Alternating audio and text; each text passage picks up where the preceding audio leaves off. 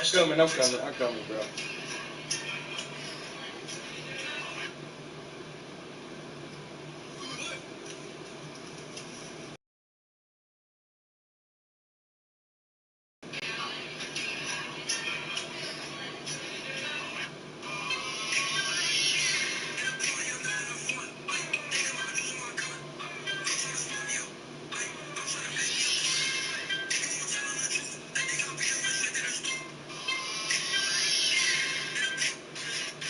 Yo, motherfucker got shot the fuck up.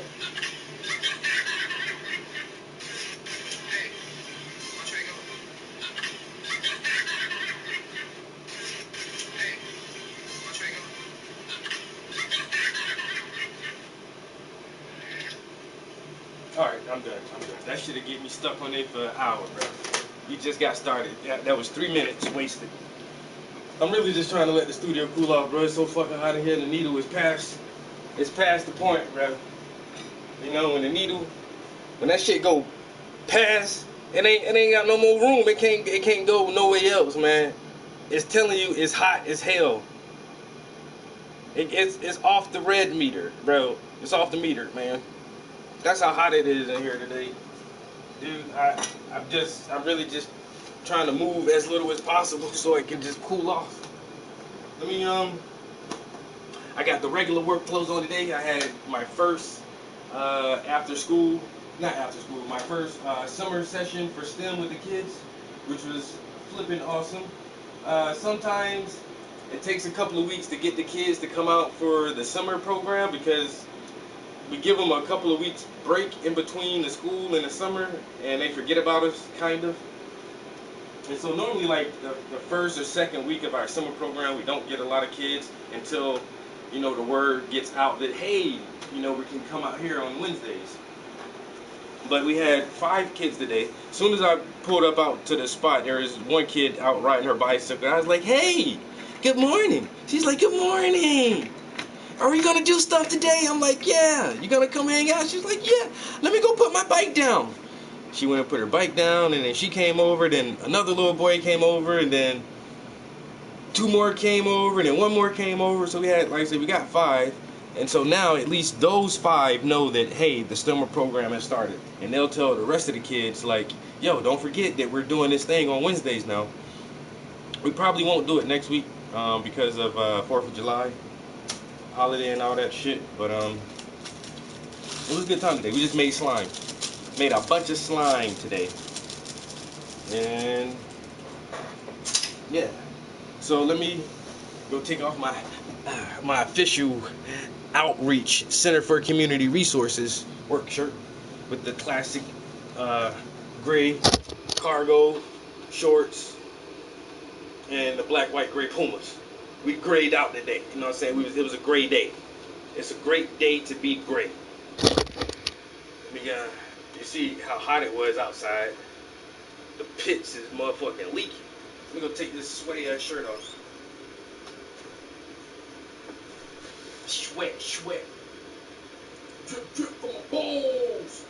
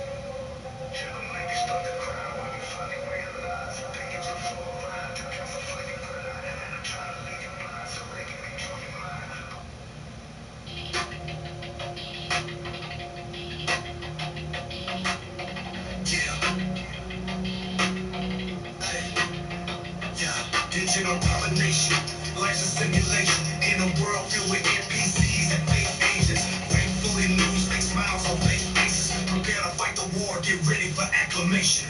I'm a human being, but they really trying to digitize my whole existence just to expand our enterprise. They delete the facts and emphasize the lies. GMO, all the food and inject the pesticides. It'll make you start to cry when you finally realize that they use the fluoride to calcify your third eye. And they try to leave you blind so they can control your mind. Propaganda specifically designed to hypnotize. Your freedom's compromised by AI and aliens. Nano machines and the vaccines that you're taking in. To your bloodstream, our big pharma keeps on breaking in.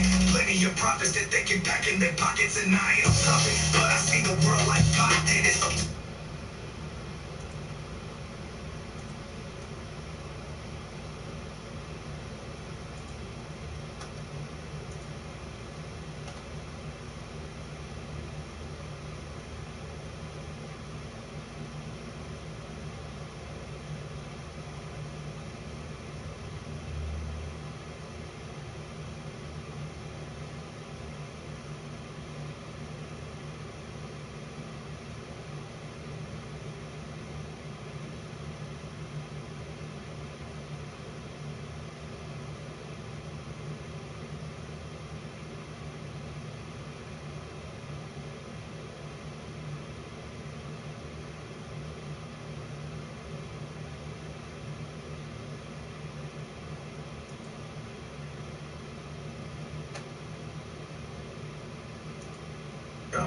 because you won't stop. That's why young women are stop coming to you, ladies.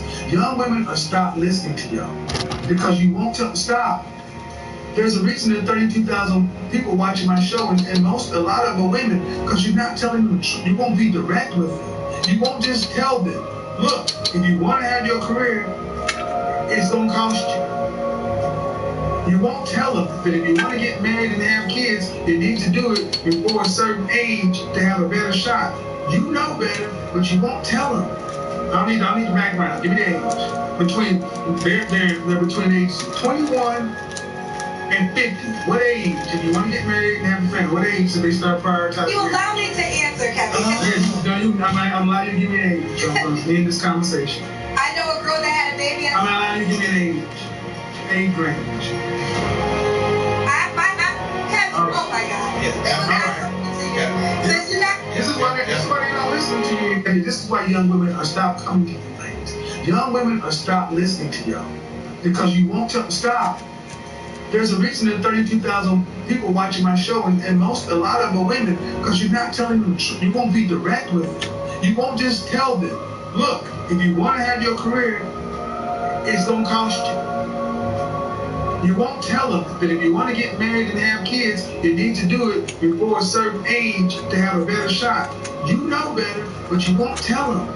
I need the background. Give me the age.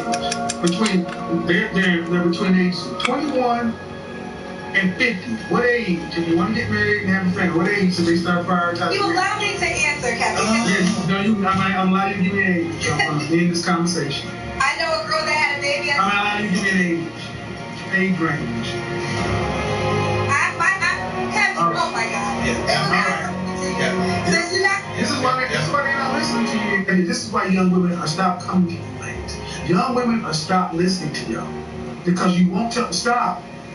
There's a reason that 32,000 people watching my show, and a lot of them are women, because you're not telling them.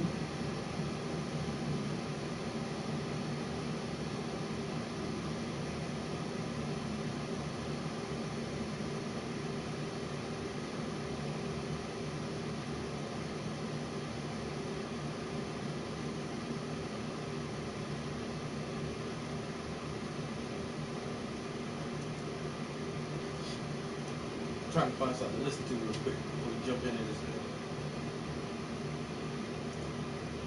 And one of the things you mentioned the other night is you got to share that man.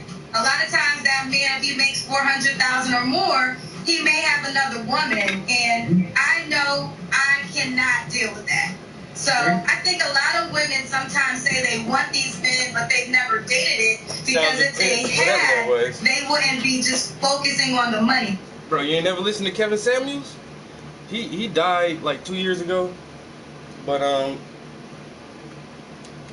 he came up kind of quick as far as a YouTuber and streamer. But when you listen to him, he says he's been doing what he does for years, like relationship counseling and consultant, an image and fashion consultant, and he just advises people on how to be better.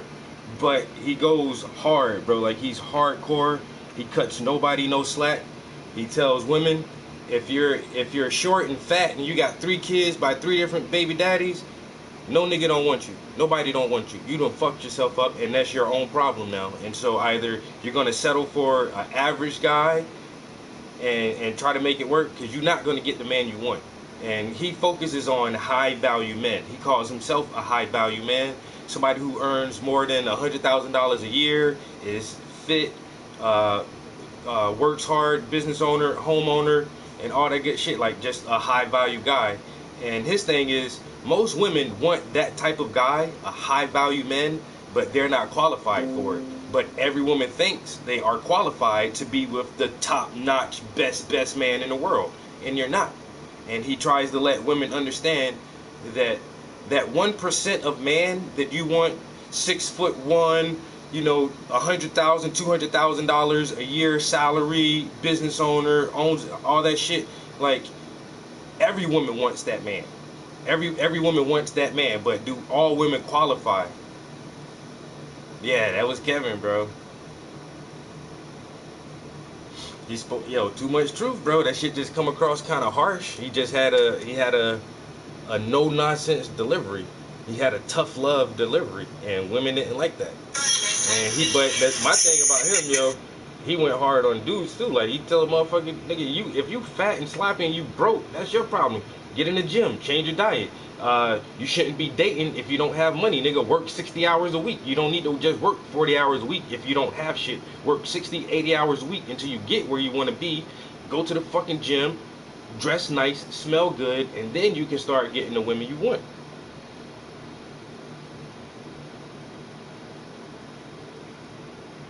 But everybody's like, oh, he's so hard on women. He's so hard on women. No, he's hard on everybody who's not doing at their maximum level. If you're not operating at your maximum capacity, then don't expect to get the maximum out of life. You're not going to reap what you don't sow. And the truth hurts, bro. And that's why motherfuckers didn't like him a lot, because he was blunt and honest. You know what I'm saying? That motherfucker is just super honest. Yo, what's good? How you doing? Yo, what's good? How's it going? Nigga D, piece of art. You want to jump in here since you got art in your name? Always love talking to artists, chatting about art, see what you're working on, what's your inspiration, what's your creative process. If you want to. If not, that's fine too, because I'm just chilling and meditating anyway, because I'm a be painting regardless. The truth hurts.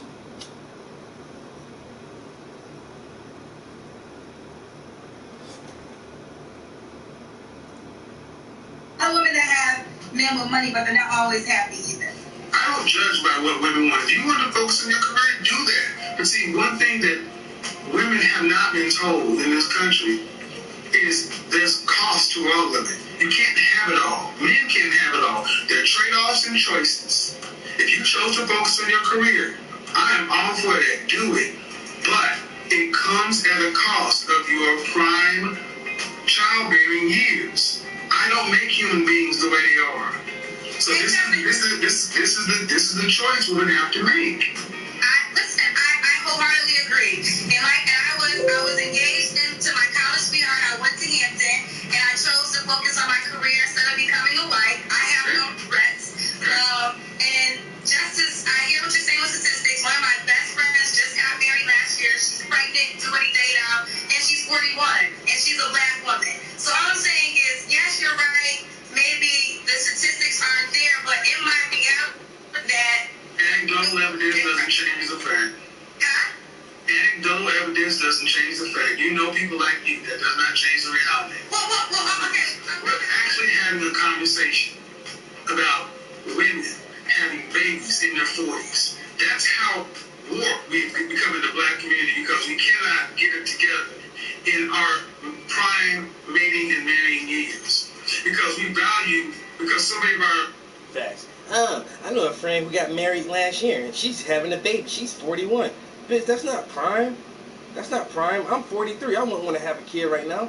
I know all my shit's slowing down. My swimmer's probably starting to slow down too. I've been smoking my whole life, and I'm in my 40s.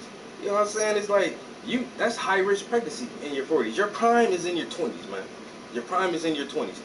The Nation of Islam says a woman shouldn't have a kid until she's 30, and that's kind of good too. Like late 20s, early 30s. That way you have enough life experience. But also your husband should be older than you, so he has more life experience. And the woman should be in her prime when she has kids. Not waiting until she's fucking 40, 41 years old to have a fucking kid. And then your kid is 20 and you're fucking 60. You know what I'm saying? Yo, see me, what up? What up? We about to hop onto this painting. Value these so-called careers. Now, I don't doubt that you have a career, but I gotta let you know how many women I've talked to over the countless years who call their job. So I had to drop my SUV off at the shop today to get an inspection. They couldn't get it done today, so they said drop it off and we'll do it tomorrow. But I can't drop my car off and then get home, you know what I'm saying? So, but I've been going to the same mechanic for fucking 12 years, yo. It's more than the business relationship. Like, we've done shit outside of business. Like, he's my buddy now. And so I told him, I was like, bro, I need to drop my car off, but I don't got no ride. Can I borrow a car? He's a mechanic. This motherfucker got like 10 cars. He's like, yeah, I'll let you borrow the charger. So I got a fucking 2016 Charger with a Hemi in it. Yo, all the way. So I got to drive 30 minutes to and from work, right? So on the highway. When he gave me that Charger, I hit the highway with that bitch. My dad down there 110 all the way down the highway. Bro, that shit sounds crazy. The whole time, yo. Motherfucker a motherfucker got in front of me driving slow. I'm like, Get the fuck out of my way, yo. Hey, what's good? How you doing? How your day going? But I only got it until tomorrow. He just let me borrow it so I can have a ride home. But in the morning when I drive that bitch to work, I'm doing the same thing. I might leave a little extra early in the morning so there ain't no traffic on the highway. And just blow that bitch all the way down. All the way down that bitch.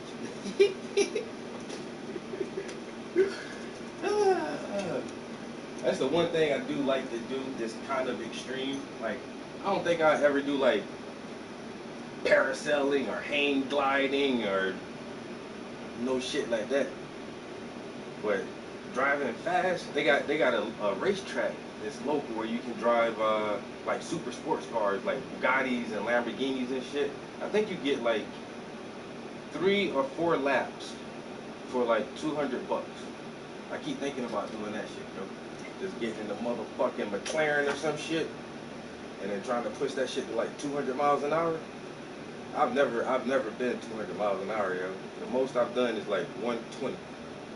That's the fastest I've ever driven, and that was in a Mustang. It was in an old Shelby Mustang. I pushed that bitch to 120 one time, and I was younger too. I was like 21, 22 or something. My homeboy had that shit. But if I can get in a fucking supercar and try to go 200 miles an hour, I'll do that shit. Alright, so our goal for today is to at least get to his shirt. If we can just start on his shirt. So we have to finish this little piece of her shirt here. And then if we can just start on his shirt and get a little bit done on there, I'll be satisfied for today. And then Thursday evening and Friday evening, I'll try to wrap his shirt up. And then this will be another underpainting that's done. And we'll start another canvas. And so that way we'll have 4 paintings in rotation this time around. So this is the reference right here. And so we're going to try to block this area in. She has this strap. I think it's like a camera strap or something. So we're going to block her strap in and this little piece of her shirt that you can see. And then his head is casting this deep shadow. So I'll work on that shadow and then just, like I said, at least try to fill in a little bit of his shirt. Yo, Pete Star, we good.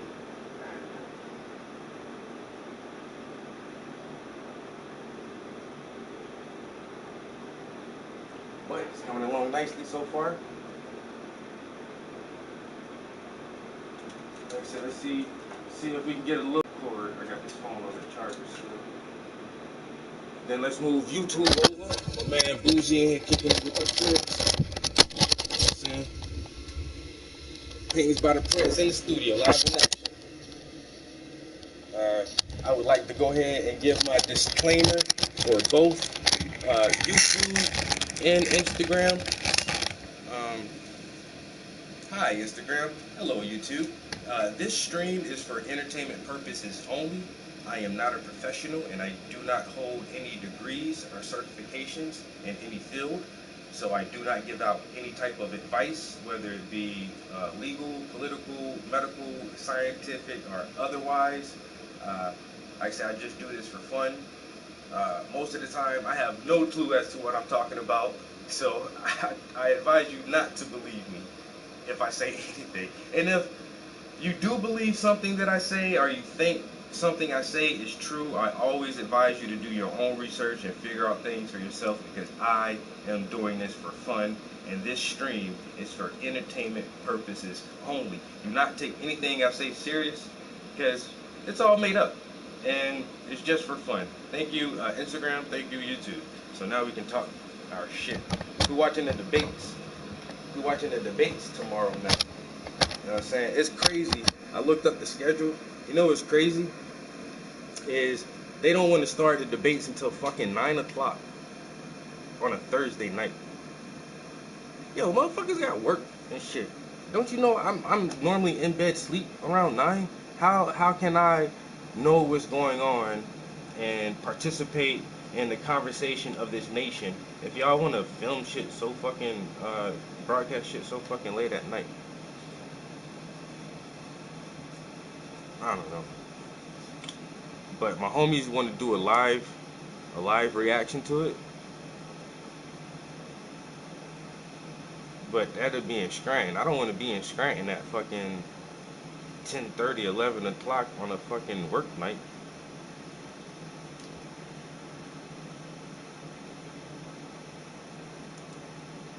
Career. Most people have jobs. Most people don't have careers. And it seems to be, why can they be able to spin that plate and find a husband? Why can't every other race of women seem to be able to do that? But black women are doing that at a 1:4 ratio. And the next closest women are white women who are making twice as much as you are. And that's married to anybody. You're not marrying anybody. Can I respond to that? I hear what you're saying. But I also think that if women are realistic and they are open to dating and maybe not always focusing on the money and maybe to give up some things on their list, it is possible. I know you said yourself your mother got married at 50. There's people that do still find love in their 40s, and I just think that I don't want women to feel And her 3 sisters died alone. Huh? And her 3 sisters on the way to dying alone. Well, speaking of dying alone, I had a mother who wasn't married when she died, and she didn't die alone. She died. Do you think black women have been given the accurate message for life? I will say no. I'll give you that. But I will say this too. There's a lot of things I do agree with you on, Kevin, and that's why I came on your platform. But I will say the dialogue things. I don't think women should be fair. I do. I think it's a healthy fear. Because here's the thing, when we do this whole coddling, don't act like it is what it is, no, we need to tell you smoking causes cancer. Right. We need to tell you smoking causes baby. Smoking makes you happy. Because I'm looking at our community. Black men are at the bottom, black women are at the bottom, black boys are at the bottom. You're the only group of women who stand out proudly saying, I don't need a man to make it through life. No other group or race of women is so bold to stand outside and say, put all the pressure of the world on me because I don't need him. Well, I don't believe that. I believe men are very important. I love the black man. It's our culture. Okay, I agree with that. Let me ask you this, Kevin. Do you think a woman, because I hear you talk about settlement, I always wondered your answer to this. Should a woman be with a guy who might be cheating on her, not treating her the best? Do you think it's better to have a man than to not have a man at all? Yeah, see, that's a disingenuous question. See, when you come in setting the table as if it's the choice between a negative and a man, I reject that question. Why don't you give it the other way around? Do you think a woman should have a man who actually she can build with and partner with certain stuff? Well, why come in assuming bad faith to begin with? No, I'm not. No. Yes, you did. You came in here being a negative versus having a man. And that means if he's going to do this, should she choose that? Why don't you give me the other side? Give me the good faith argument. Okay, well, no, there is a good faith argument, but I just heard you say several times, I think sometimes women... So what I'm saying is, why didn't you come to the door giving the good faith argument? Why do I have to ask you? I don't celebrate you. You're supposed to celebrate him. But what I'm asking you, Kevin, is this, and I'm not trying to be combative, I'm just simply asking you a question, and I'm really trying not to be combative here. Is there some women... Right. There's some women who date men who might not be treating them the best. And I always just wonder, because I know you preach a lot about settling and being with men. And I talk a lot about settling because that's what a lot of women talk about all the time, but they really ain't settling. See, what I'm saying is I asked you the question. Okay, I'm sorry. One of the two things wrong in our community is, one, so many of our women come into interaction with black men in bad faith. You assume the worst, the negative. Ma'am, go rewind this part. You gave me an example. Do you think a woman should settle for a man that's cheating on her, abusing her, so on and so forth, in order to just have a man? That is a disingenuous French toast ass position when you could have easily come in and gave with a positive, good faith. Do you think it would be better for a woman to be with a man who she can actually live with, or cooperate with, or build a life with, or have nothing? You could have made that choice to come in the door, good faith or bad faith. You chose to come, no. You chose to come in bad faith because that is the default position in our community.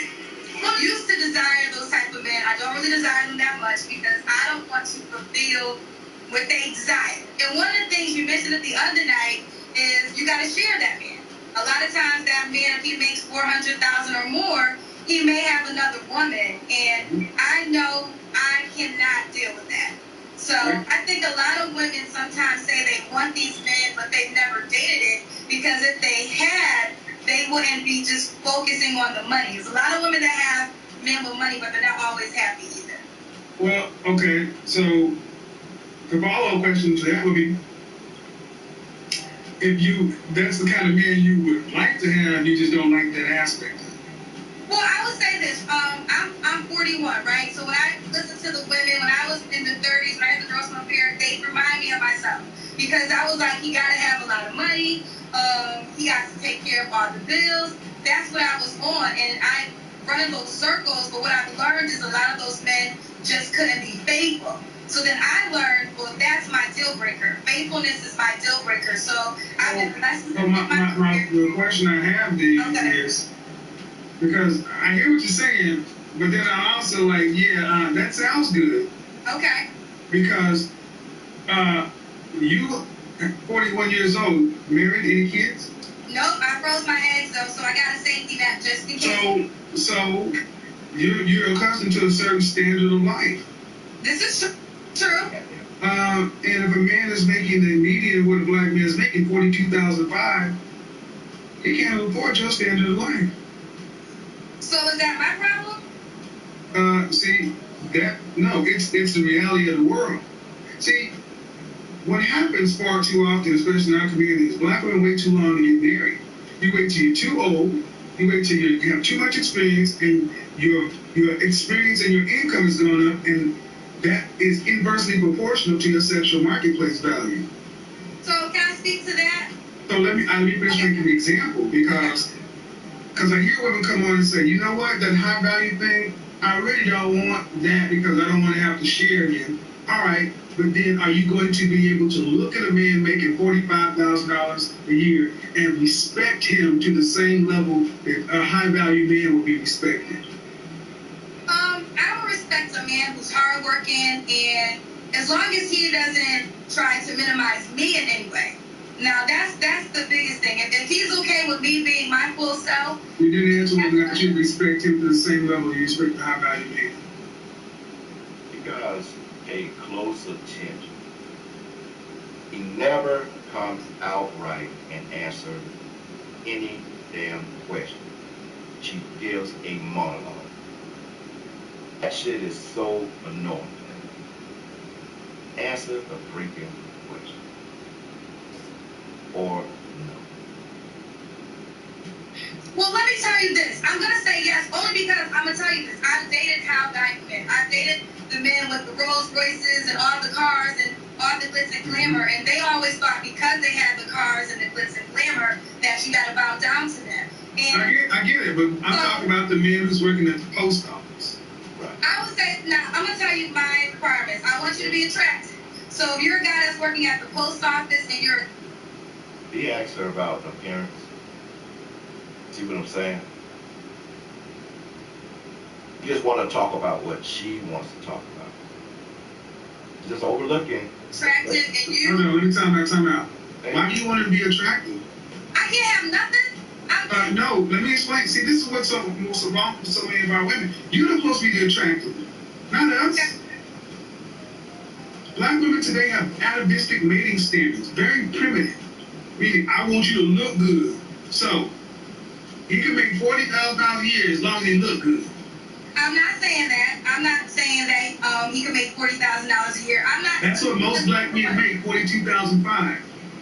Okay, so Kevin, so are you saying in your perspective that it's over for me? Then I don't have... No, it's not. No, what I'm saying is your price is too high. How is my price too high? Okay, well, first of all, you asked me and I'm going to... You're 41 and unmarried. Right? You're freezing age. By choice. Yeah, that's no. Well, no, I can say that. I was once engaged when I was in college. Okay. No. I just got out of the strip Go ahead, but you understand that example I just gave. It's a disproportionate relationship. I understand, but can I speak now? Because I'm very respectful. This is your platform, so I definitely want to honor your rules. I just got out be married right now if that was my goal. But I would rather be happy than just married to say I have a husband. And I don't think that should be looked down upon. I don't think that's my honest truth. You can, feel away, but that's an honest truth. I was in a relationship that he wanted me to. How long you in?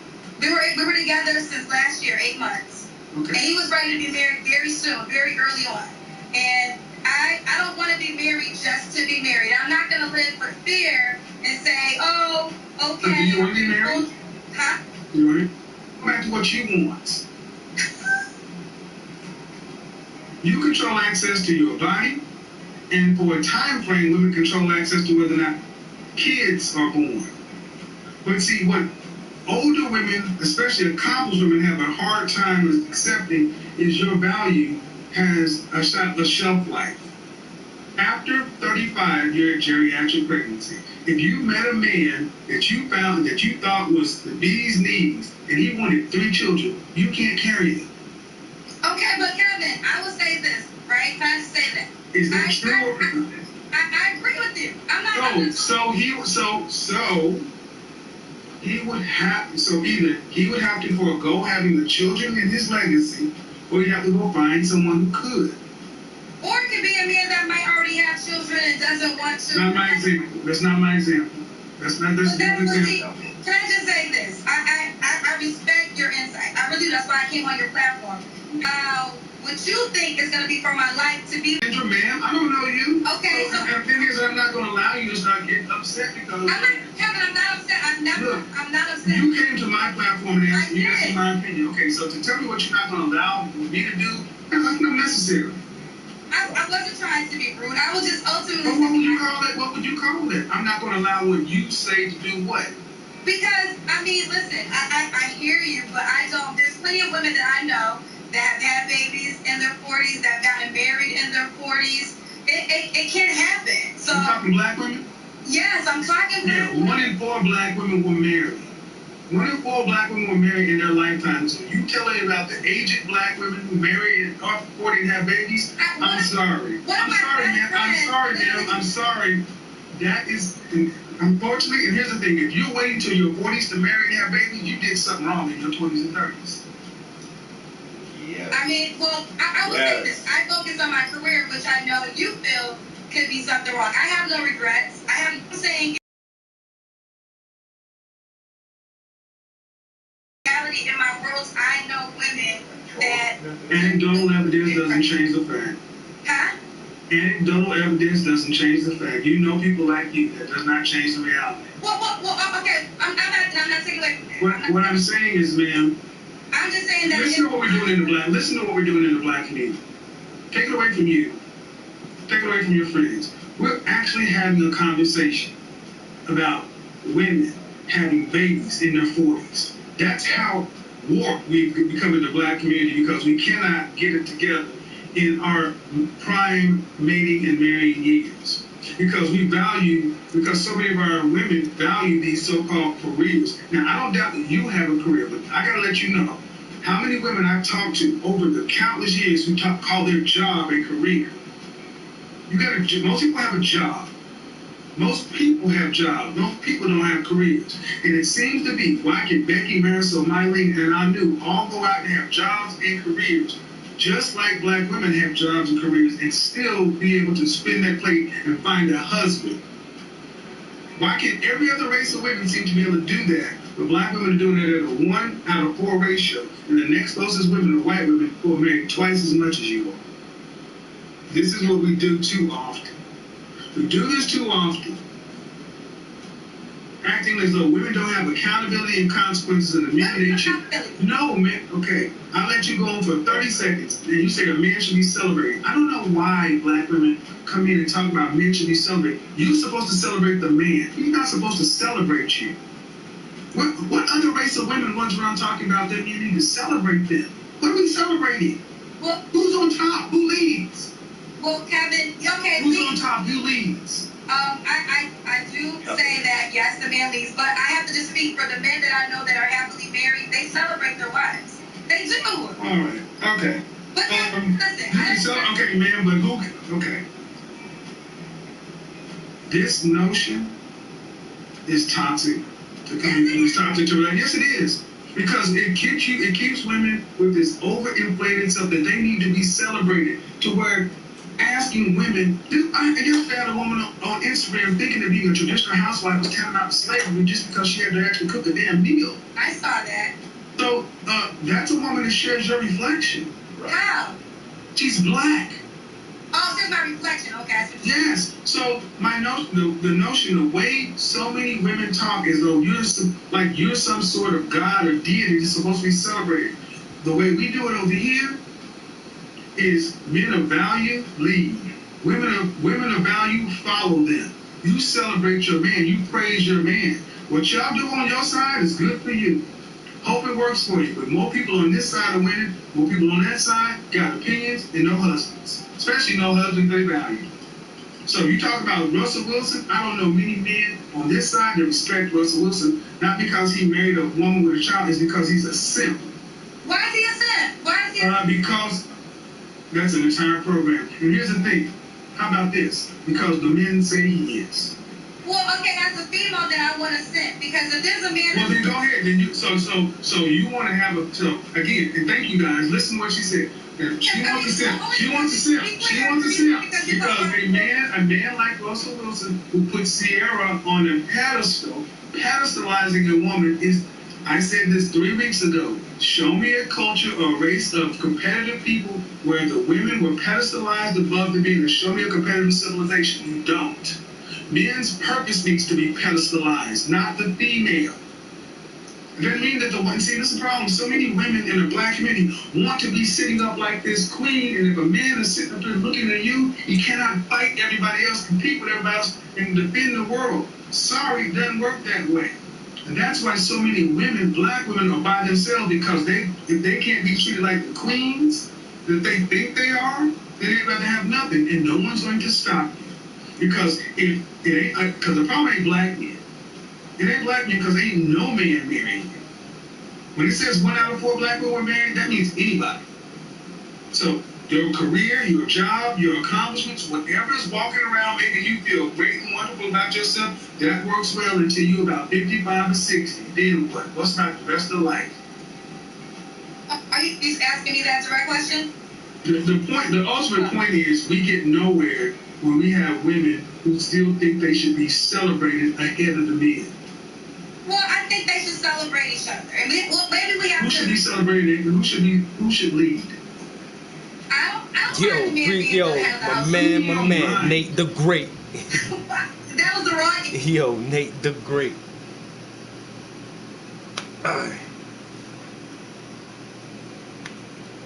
Yo, appreciate it, bro.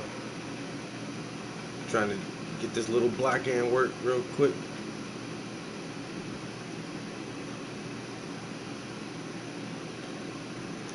Trying to block it in.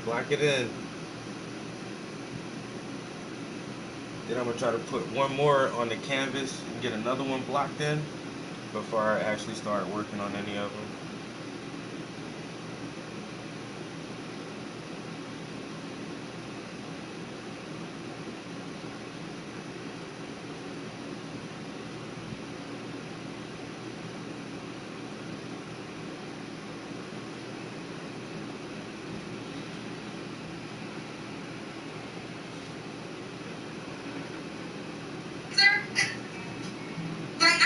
Okay, so who should throw the ball? So who should handle the ball on the offense side of football? I don't mind if the quarterback handles. Who should throw the pass? I don't mind if the quarterback, or is that the quarterback's job? Right. Okay, I thought I was giving you the. I think we're giving the same answer.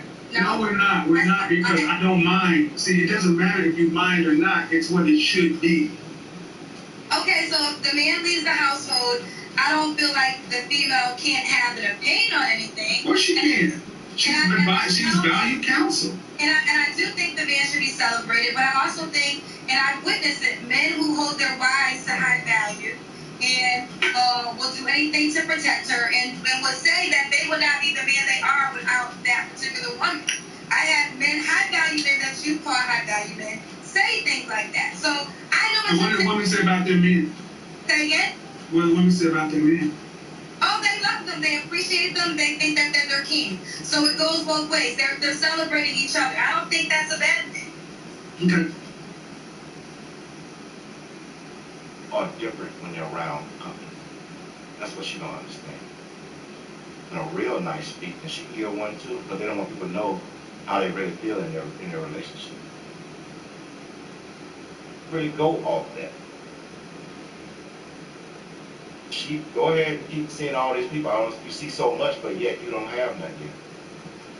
Listen, I appreciate you bringing me on your show. We're gonna agree to disagree on a couple of things. Like I said, Friday, Saturday. Well, one way works and one way doesn't.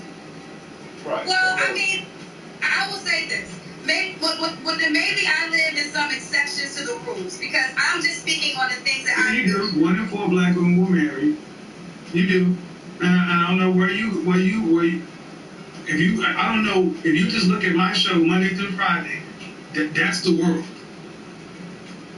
Okay, well, Kevin, can I just say this one thing? I feel like you do give good advice, but sometimes when the women come up here, you make them feel hopeless because there's certain things they can't. No, I don't make you feel anything. You're responsible for your own feelings. Okay, I will take that back. I will retract that. But I will say, if a woman has, I don't have any kids, but if a woman has children, and if she's a certain age, and you feel like there's no man out there for her, then what is she?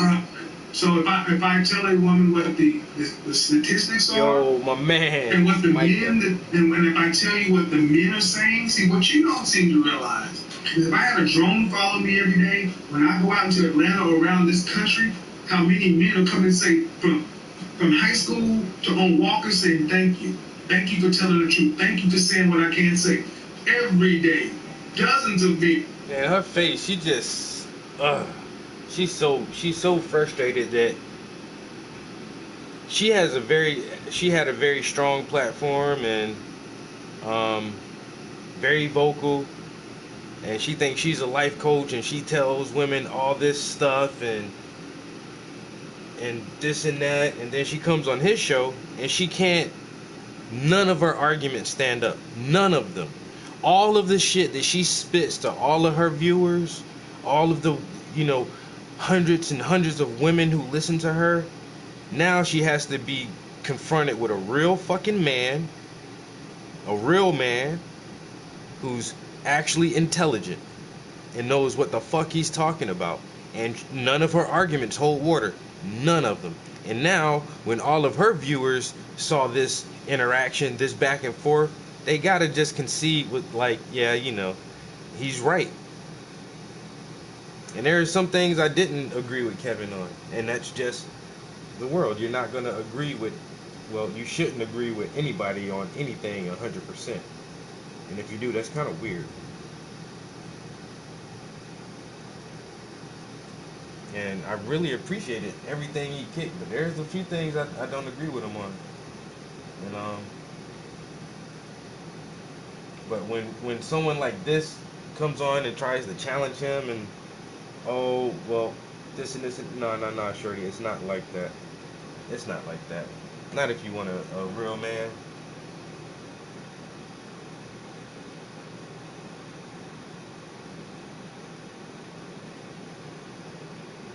And like most of his shit was directed for the black community.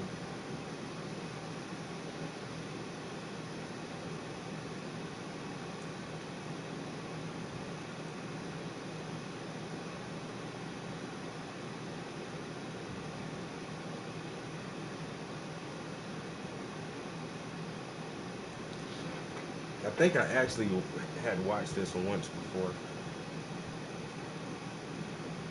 Because she just looks familiar. But you can just look at her face. She's so frustrated.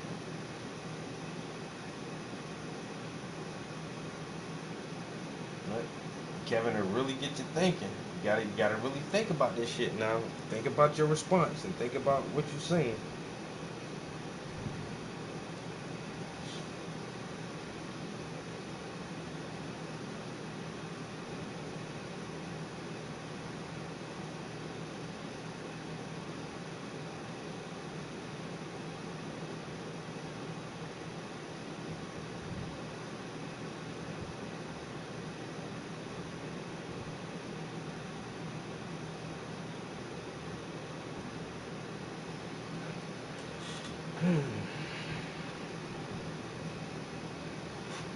take a picture with you. Thank you for telling the truth. I'm so glad. So it ain't what Kevin is saying. You see, the problem is so many women are focusing on the messenger, the tone, or whatever. You're losing the fact that you're finally getting some accurate information that ain't telling you don't forget your crown, you're a queen, and all this other kind of stuff. Because all those people want to sell you books, sell your dream.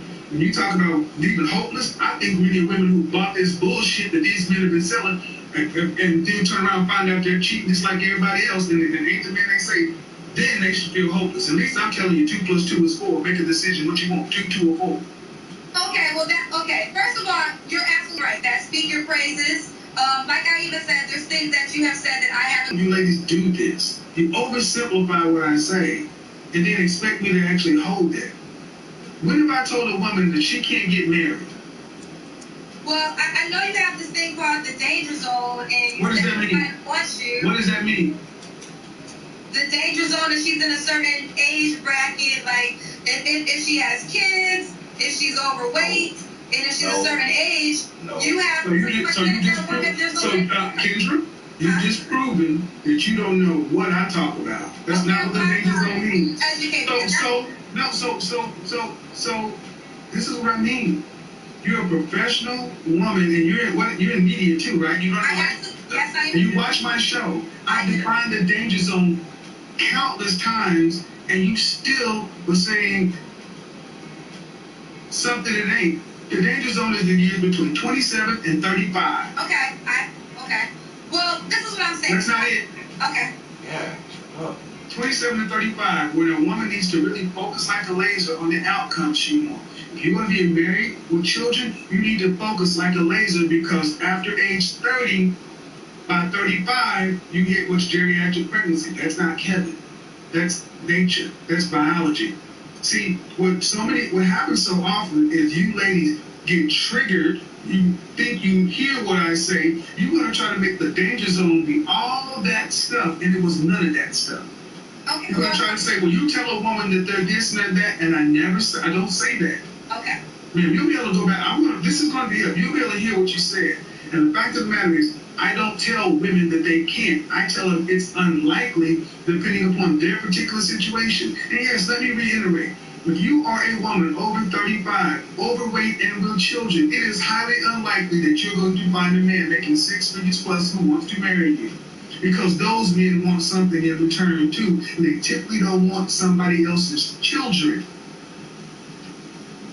Now, is that making them hopeless? No, what it's telling them is you've made your choice to allow yourself to reproduce 1, 2 times with or without the benefit of a husband, most of the times without. You've allowed yourself to become the physical shape you are. That's your responsibility. It is not this man's responsibility to lower his standards, settle, when he's had to work to become this. Yo, Kevin be going in.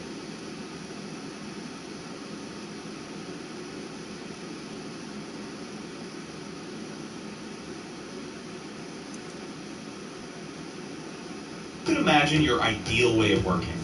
What would it look like? Monday.com can make it your reality. With Monday.com, every business, no matter the industry or size, can simply work better. Monday.com adapts to every team's needs and connects departments in one unified workspace. If you're paying attention to AI at all, I really think you're going to find this discussion valuable. A lot of what we talk about is counter to the common narrative that people hear in the AI world. And there's a lot of things that I think people believe is where AI is going, where our discussion tries to prove that, no, maybe it's actually going in a different direction. The following is a conversation with Dimitri Shapiro, the founder and CEO of MindStudio. Now, MindStudio is a no-code automation platform that leverages all of the various AI models to put AI more behind the scenes. So you build these automated workflows within MindStudio that leverages tools like GPT-4o or Llama 3 or Claude Opus. And then instead of having to prompt all the time, these workflows just happen behind the scenes. Now, in this conversation with Dimitri, we are going to touch on MindStudio and what it does a little bit. But the majority of this conversation is all about the present and future of AI, the use cases that it's great for right now, the use cases that it's going to be good at in the future, where all of this is headed. It's a really deep dive conversation on what two people that are in the trenches with AI all the time see as where this is all headed. Hang out, enjoy this conversation. I know I love talking to Dimitri, and I think you're really going to enjoy it as well. Can you break down your story a little bit and how you even got into AI and the genesis of Mind Studio? I was born in Russia. When I was 10 years old, moved to Atlanta, Georgia, and grew up there. One day, my dad took A Russian me from to see Georgia? this movie called I like War that. Games, like 1983 or 84. And I saw it, and I was like, Yo, oh my God, I love thanks, this. I got appreciate into it. computers then and was just like fascinated instantly. And, was a professional developer for a decade plus, and then started my first company in 2000 called Aconics. It was an enterprise software cybersecurity company. I built that, raised $34 million. We had over 2 million seats deployed. Did that for 5 years. That company ended up getting sold. I started another company called VO, which was a competitor to YouTube. Raised $70 million for that. That's when we first started doing a lot of work on recommendations. This is before YouTube even had recommendations. People that like this also tend to like that. And there's sort of like a bunch of machine learning stuff. And then after that, I went to MySpace, and I was CTO of MySpace Music, and there we did a lot of AI as well, obviously looking at recommendations and connecting people and things like that. Then I went to Google, and I was at Google from 2012 to 2016. The first 2.5 years, I ran product on these 3 teams that were using machine learning, and then left Google in 2016 to start this company. Kind of as soon as we saw ChatGPT come to market, my co-founder, Sean Thielen, and I, it was really clear to us these things were going to get more and more powerful. There were going to be more and more of them.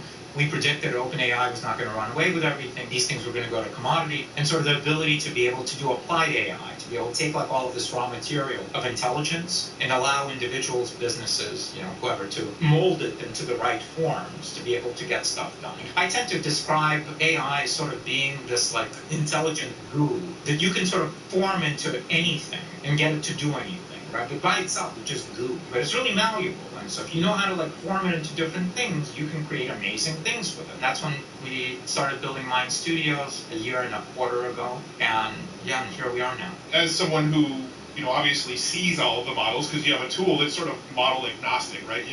Mind Studio uses any of the large language models that you want. Is there a model right now that you feel is sort of the ideal model to be using? Yeah, GPT 3.5 Turbo. Really? So you prefer that over like GPT 4.0 or Opus or one of those? It is clear from what is useful in getting real work done. You want to keep costs low, price is important. You want to keep latency low, performance is important. And for most of those things, GPT 3.5 Turbo shines. You can kind of throw anything at it, it's inexpensive, it's fast. Now again, to your point, look, we support any other model, and some people say, no, I need, GPT 4.0. And I'm just going to use that, and I love that better. As they say in the South, bless your heart. It's wonderful. It's wonderful. You love it, use it. We allow you to use it. You want to run your own inference, even if you don't need to run your own inference, but you just want to do it? Fantastic, do that. What are some of the standout cool use cases? The AIs that enterprises are creating tend to kind of fall into the following categories. There's like some form that gets filled out, and there's sort of data that's being accumulated, and it used to have humans sort of sit there and try to process that data. And so that might be resumes that are coming in, right? So a big government agency that gets thousands and thousands of resumes a month used to have like groups of humans sitting there processing these resumes. The AI does that, and sort of triages it and classifies it, asks for more information if there's not enough information, like for example in the form, for whatever reason they forgot to put something in, or they put something in and it's ambiguous. What used to be like a human had to like reach out and say, what did you mean and all that? No humans need to be involved there anymore. AI can do all of that stuff automatically. Then there are AIs that do sort of like multi-step workflow. When the lead comes in, used to be a human had to go, sort of start this process up and start that process up and go get some information. So like project management type things used to require sort of like really well-organized people, or sort of a well-instrumented sort of workflow process sort of being tracked by Kanban. Like anything that you can sort of track by Kanban can now be automated by definition. Things that require multiple steps that might sort of need to be fired off at asynchronously, and when the data comes in, then sort of continue down the path. Or things that are analyzing things. Sales is obviously super important process in any organization, bringing in revenue. It's a resource-intensive process from a human standpoint, right? Like there's sort of like self-service things where like you just go to our website and like read about our product and put in your credit card and buy. That's great. But for everything else that requires sort of human salespeople, well, then that is a giant lift.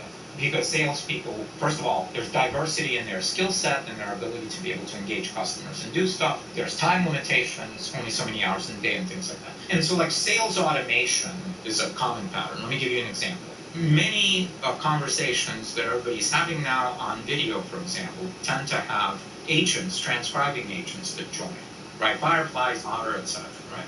Most of the time, they just like sort of goes somewhere in some bucket and it sits there. And maybe it gives you like some kind of an action item thing or whatever, but that's kind of it. Well, now what people or enterprises are doing is setting up AIs that basically watch the bucket that gets the new transcriptions and then fire off a series of steps that the AI is doing, which is evaluating as sort of like a third-party listening, the humans communicating with one another.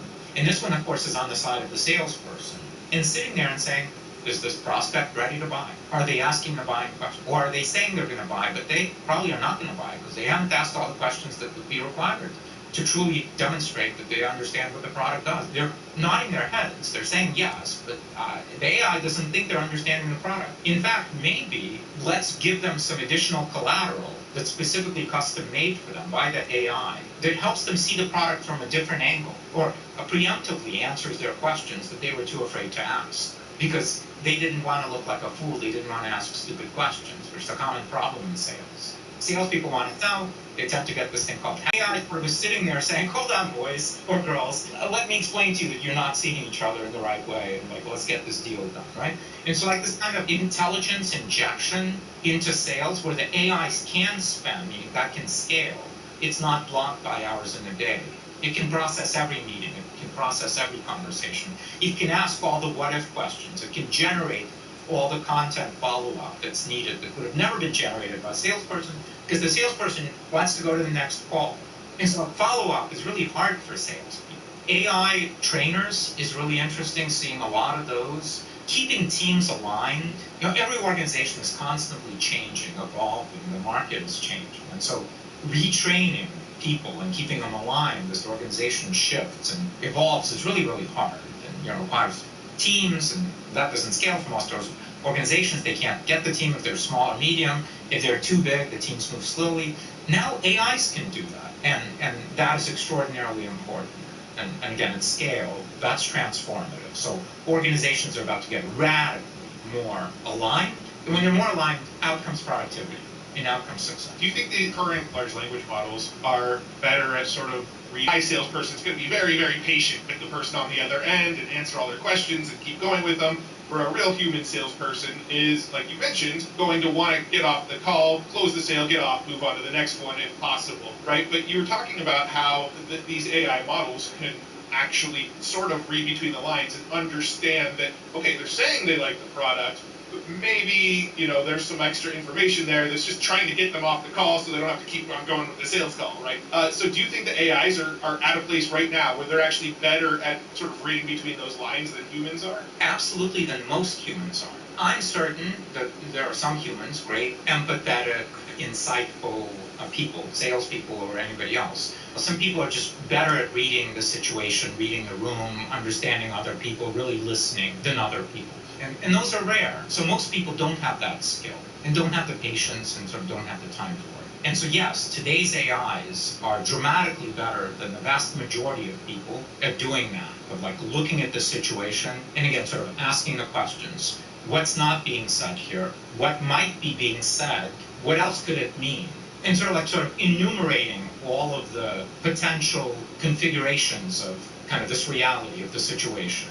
And then saying, oh, well, these things are missing. Let me introduce those in. Because if you introduce those in, all of a sudden the understanding changes and the conversation changes. I want to look at the future a little bit. You and I, when we met up in person, it was right around the time ChatGPT just launched their GPTs, and I think you said something to the effect of like, yeah, they'll be hot for a minute, and then nobody's going to talk about them again. And that's what happened, right? Nobody's really talking about custom GPTs over in the GPT store anymore. Do you have any other sort of future predictions? I know right now the big narrative that OpenAI is pushing is the voice narrative, the her narrative of all of this AI is going to happen conversationally versus us typing in prompts. What are some of your predictions? Do you think that that's the correct narrative? Do you think the voice is the future of this all? And what other sort of predictions might you have? No, I don't think that voice is the future.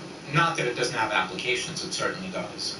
But I think, as we were talking about a little bit earlier, I think the real power of AI is going to move to things that just happen behind the scenes and you're not interacting with it. Human is the bottleneck. The best situation is when there are people out there that know what you want done or what you need done and go off and are able to do it. If you have to tell them what to do, if you have to ask them what to do, or you ask them to do something, then that slows it down. If you have to teach them to do something and be sort of precise about asking them what you want done, well, that's even more difficult, right?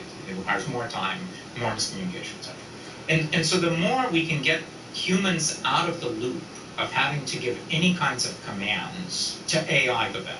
And so typing, by the way, is faster for many people than speaking. And so the speaking becomes an issue there as an interface.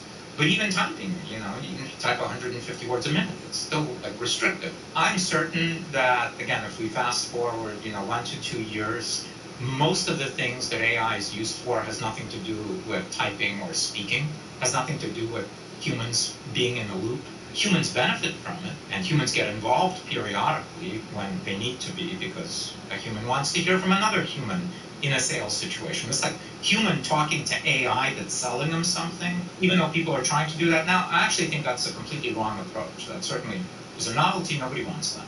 Nobody wants to be talking to an interactive voice response unit, which we've had forever, right? Like when you dial American Express and you talk to the thing that says press 1 for this, or say this or say that. Like, isn't that frustrating as hell to say that? That's right. You just want to talk to a damn human. You want to do that. So the more we can have humans talking to humans and AI doing sort of everything else, the better. It's better for everyone.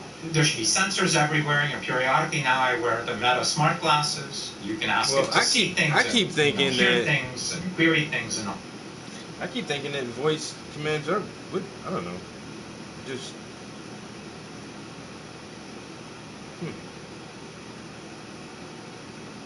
he makes sense though. But at the same time, I do think that like for call centers and things like that, those jobs are kind of pointless, honestly. If you can have an AI bot that can answer every call and have all the information and help everybody, and it sounds like a human and it responds like a human, then who cares if it's a fucking human or not? I just want to get whatever business I need taken care of.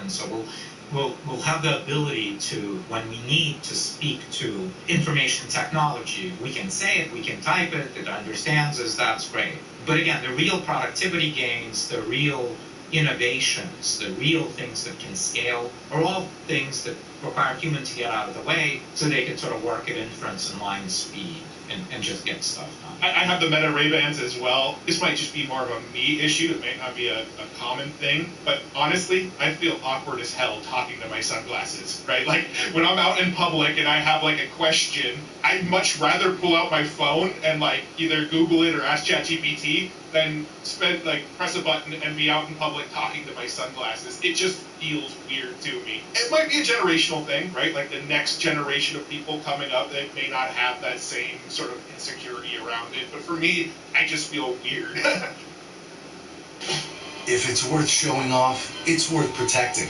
Add tech coverage to your USAA renter's insurance and help protect your electronics from accidents, spills, and more. Help protect your tech for less. Get a quote today. I agree. The real value is that there are now sensors that we are wearing that can see the world through lenses and can hear the world. And again, the more a human gets out of the way and the more things sort of happen autonomously, where the human might be sort of prompted with like, oh, I've got some context for you here of like the situation that you're in that you should know about. And maybe that comes through audio, or maybe you look at your phone and whatever, where the AI is sort of listening in the background and paying attention in the background. And again, sort of this third party that's really sort of present and understanding it. And not, oh, hey, Meta, do this or that. With some work projects, man, look, I teach two different kind of classes. So I do a STEM program for elementary kids, and I teach reentry to incarcerated individuals at our local county prison. And I use the AI to help make lesson plans for both. My lesson plans that we go over in the prison, I like I don't draft all of that anymore. And then when I need ideas and suggestions for projects, and then how do each project relate to STEM, the AI just fills out all my lessons for me. It's the fucking best thing, yo. Where before, when I made lesson plans, I would have to go. There was like 3 websites I would go to that were on, government reentry, and there's another one called uh, scholarly scholarly articles, and you can look up articles from different universities who have done peer research and have like numbers and statistics to look at. And so it would take like hours to draft a lesson plan for, let's say, understanding substance abuse. So I would go on 3 or 4 different websites, read through some articles, try to find like the best parts of information from each article, and then either copy and paste and reference it, or try to reword it myself, or just take the better bits out of it, because my prison class is only an hour and 30 minutes, so I gotta be able to have time for just general conversation, lesson, and then like um, any kind of like interactions or exercises. And so my lesson plans went from maybe taking like 3 or 4 hours to put together, and now it literally takes me like 10 minutes to put a lesson plan together. Yo, it's fucking wild. Ever since the first time I used chat, like a couple well, over a year ago now, I was telling everybody at the office, and I was kind of whispering to people, because I ain't wanted to be like, oh, nigga, you're not really doing your job. Like, nah. So I whispered to a couple people, like, yo, you should try this shit. And then actually, like, one of the first people I went to was our grant writer, because writing grants is hard. And so I was like, yo, maybe you can use this new tool right here to help write grants. And what she told me is like, oh, that sounds cool, but our grants are really detailed and really specific. I don't think that would have the ability to help me write the type of grants that I write. And then like a couple of weeks ago, she was like, oh yeah, I use AI to help write grants all the time. I'm like, I tried to tell you that last year. You didn't want to fucking listen.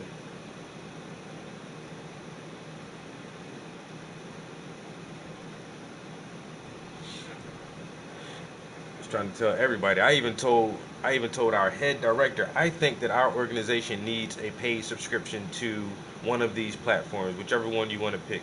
But everybody in the office who does a grant be stronger, oh yeah, sure, here, this and this. Yo, I'm telling you, man, it's the fucking wave right now.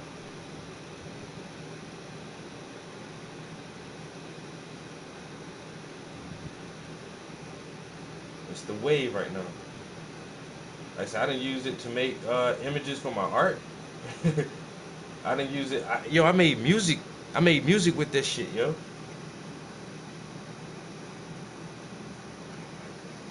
Yo, this shit is doing everything now. After I block this piece in, the next canvas I'm gonna start is gonna be one of my AI images.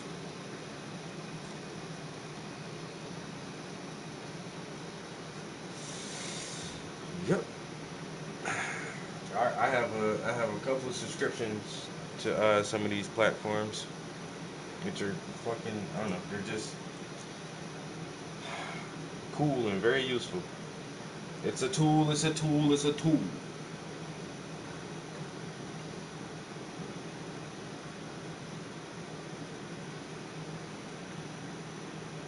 And like the age I am, and like the people I deal with, especially like a bunch of my day ones. I come from like, how does that work? The music journal? Yo, it's free for one, and you can just tell it to make you a song, just like you prompt the AI. It's the same thing. Write me a song about a lady walking her dog on a beach. I want the style or the genre to be country, western, pop with a synth overlay, and then it'll make you a song like that. Or you can do what I did. The music and R8. Yep, I'm telling you. I'm telling you now. So I'll show you. So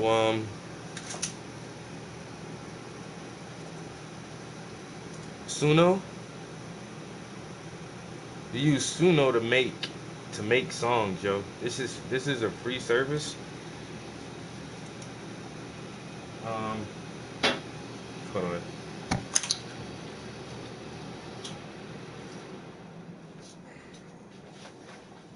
So we can hear this. So what I did was this is my prompt.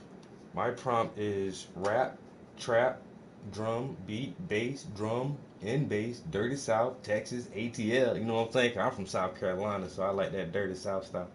So this is what I want my music to sound like. Some Dirty South Atlanta trap rap, you know? And then I just structured this is my own lyrics. So I put chorus, and the chorus goes here, and then after the chorus you have a verse, and that's the first verse. And then after the verse I want another chorus, and then after that I want another verse. Here's your second verse, and then after the second verse I want a bridge, and that's your bridge. And so I put all my lyrics in, and I said, hey, make that shit into a song. And then when you tell it to make a song, it gives you two at one time. So these are a lot of different. The name of the song is Digital Domination. So you can see there's 1, 2, 3, 4, 5, 6, 7, 8, 9, 10, 11, 12. I got 12 different versions of it because I had to change it a few times because I inputted the words wrong, and so it really says the word what you type in, and I was like, damn, well, I put that word wrong, I put this word wrong. And then on some of them the lyrics sounded a little too wordy, so I just edited a little bit here and there, and then I finally got to one that doesn't sound bad. And this is me just inputting lyrics and telling it the style, and this is what it does.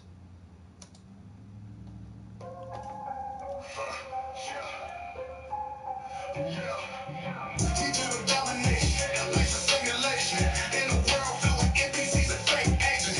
Fake food and news, fake smells of fake faces. Prepare to fight the war, get ready for acclamation. I'm a human being, but they really try to digitize my whole existence just to expand the enterprise. They delete the facts and emphasize the lies. GMO, all the food and inject the pesticides. It'll make you start to cry when you finally realize that they use the fluid guide to calcify your third eye and to try to lead you blind so they can control your mind. Propaganda specifically designed to hypnotize. Now your freedom's compromised by AI and aliens. Nanomachines and the vaccines that you're taking in to your bloodstream. A big pharma keeps on breaking in. Plenty of profits that they pack in their pockets. And I ain't a prophet, but I see the world like Black did. It's so toxic, feels like we're running out of options. And honestly, technology couldn't solve the problem of being dominated by the global hegemon. Digital domination, like a simulation. In a world filled with NPCs and fake agents. Digital domination, like a simulation. In a world filled with NPCs and fake agents.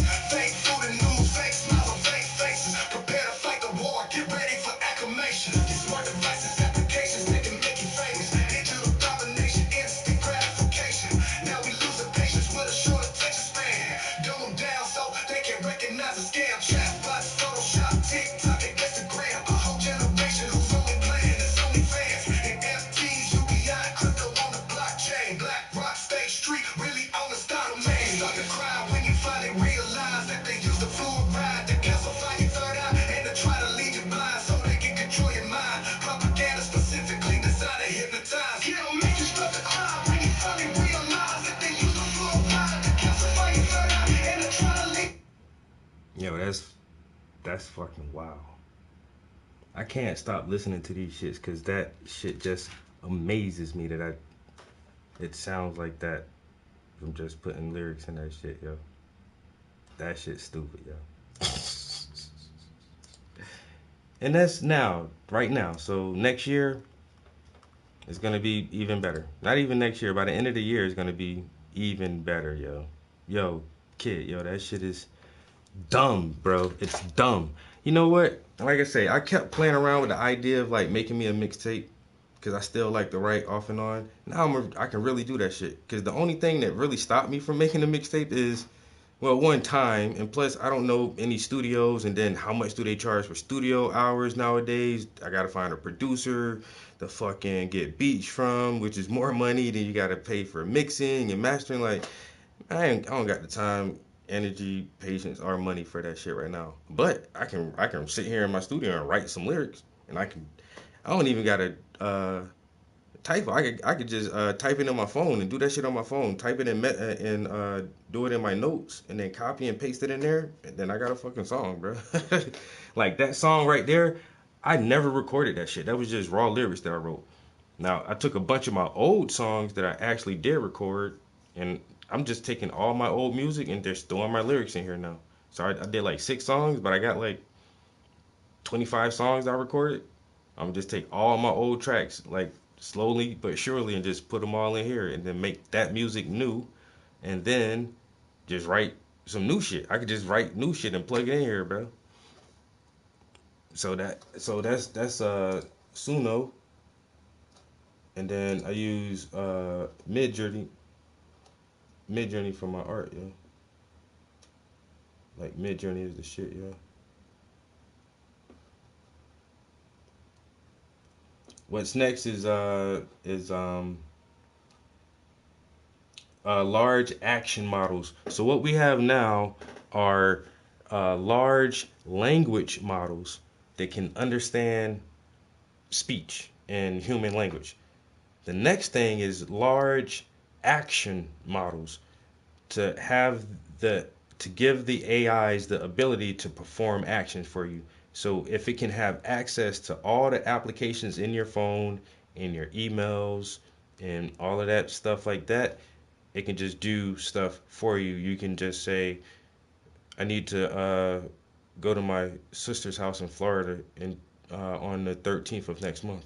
And if you just say that alone, it should be able to schedule your trip for you, plan your flight, order your rental car, and pay for everything out of your bank account just by giving like one simple thing, like, yo, I need to be somewhere in 2 weeks on this day, and I'm not driving. And by doing that, it should be able to have access to everything and actually take action on that. And so that's like the next big thing that they're trying to really push, is to give the large language models access to all of our apps and everything that we interact with, so we don't have to do shit like that no more. Like, you can just say, I need to schedule a doctor's appointment, and that's it. And then to know to call your doctor and all of this shit, and then to put it on your calendar and everything for you, set reminders. And so next thing is having this shit take action. But because it can see, it can hear, it can write, it can generate. These are some of my images that I've been working on. This is going to be for my Anunnaki Ancient Alien series. I'm just giving y'all some really quick clips of some shit that I've been working on. This is a real front runner for something right now. You know what I'm saying? Not too much. Can't show y'all too much of my shit. You'll see some of my prompts. I'll let y'all see my prompts, but I ain't gonna show y'all all my prompts. You know what I'm saying? Because this is the wave, and so this is the thing I try to tell people, man. This is Internet 2.0. They some people in America who have the internet, and then they some people like in third world countries who don't have the internet. We can just say somewhere in Africa, you know, in general. Haiti or some shit. But so just imagine how much more productive somebody with the internet is over somebody who doesn't have the internet. AI is the same thing. If you have access to it and you don't use it, you're not going to be as productive as someone who does use it. Simple as that. We use the internet every day. Every day we use the internet every day. And AI is going to be the same way. It's going to be integrated into everything we do. And if you don't use it, you're just going to be slower and a little bit more behind everybody else, because we'll just get shit done faster. So think about it. It's here to stay, just like the internet. People thought the internet was going to be a fad and like, oh, well, what is an email? And now you got how many countless apps? You can't even count all the applications. We got applications that'll make you famous. Digital domination, instant gratification. Now we're losing patience with a short attention span, dumb them down so they can't recognize the scam. Chatbots, Photoshop, TikTok, and Instagram, a whole generations whose only plan is OnlyFans. NFTs, UBIs, crypto on the blockchain, BlackRock, State Street, really on the stock exchange. So, digital domination, your life's a simulation. In a world filled with NPCs and fake agents, fake food and news, fake smiles on fake faces, prepare to fight the war or get ready for acclamation. Hey man, my lyrics I be trying, man, motherfuckers don't want to listen to my lyrics, bro. I be trying to tell people this shit, dog. That's why I'm so happy I can write and then like get the songs out to people. I can just use it this way, cause I be trying, man. I ain't gonna lie, yo. And then just if somebody be like, who the fuck is BlackRock and State Street? Go look it up, figure that shit out. You know, so I try to throw some shit in there, man, make people question some shit, cause it's getting weird. Shit's getting weird. Part infinity. It only took 2.2 minutes for this motherfucking room to heat up like an oven, bro. I just bring a loaf of bread up in and let that shit just rise. How long we been in here? We got an hour and a half. It's 5 o'clock. I might try to go to about 5:30. See if I can just get a little bit more of these darker areas in this shirt done.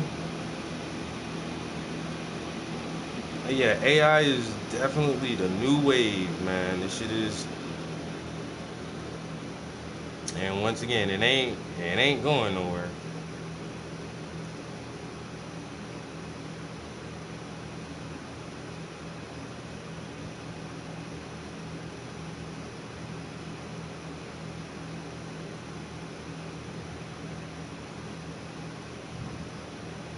It ain't going nowhere, bro.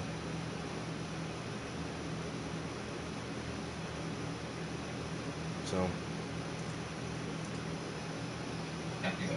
Right. It feels like it's going in the direction of it's going to be a little bit more predictive and sort of know what you want from it. Like, for example, if you've got these sunglasses on, it knows that maybe you want some extra information of what's going on in the world around you, or maybe you want to know if somebody's coming up behind you. It can like let you know in your ear, hey, there's somebody walking up behind you, or things like that, where it's more predictive and it's giving you solutions without you having to necessarily prompt it. It's just kind of knowing the environment and trying to be helpful in the moments where it feels it can be helpful.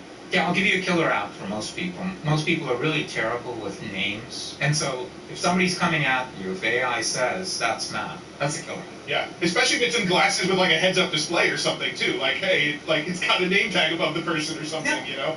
Right, yeah. To your point, different people have different needs. And today, Meta does not understand the difference between our needs. It does sort of the same thing. That's wrong. It's not very valuable. That's generic. But as soon as you can, for example, like using Mind Studio, create a custom agent for yourself versus a custom agent for others, what does it do? Well, now it becomes a platform, and again, now with predictive things, whatever it is that you want it to make you smarter at, in real time it can do, and that becomes powerful. Right now, one of the hottest topics sort of in the AI world is the safety, security, alignment stuff. I would love to get a little bit of your thoughts on that discussion. Obviously, over at OpenAI, they just sort of disbanded their alignment team, and then Sam Altman went and created a sort of new safety board where he is the head of that safety board. But then you have Jan LeCun out there saying, yeah, but we're not even close to being where we need to worry about this stuff yet, so why is everybody freaking out? there's like all of these different narratives going on around the safety and alignment issue, and so I'm just curious your sort of overall general thoughts on it. I agree with Jan LeCun that this, while again theoretically it makes sense that alignment and safety is a thing, I think sort of this generic alignment of large language models doesn't make sense, because alignment is different for different use cases and different parties that are using AI. That it's an unsolvable problem to create something that's aligned for everyone. It doesn't make sense. Can you put constraints on it that, like, don't teach people how to create a bomb? Sure. Again, we've been doing that kind of stuff forever. There's nothing sort of special about that. I'm not sure that Sam is wrong in sort of disbanding that team. The right place to do alignment is at the level of, like, what is it that you're using it for? If you're an enterprise and you're using this thing to help your salespeople be more productive, more effective, more whatever, that's the place where you sort of fine-tune this alignment, where you give it more nuanced instructions on how to behave, what to do, what not to do, etc. And again, that might be different than some other part of the process that we're doing.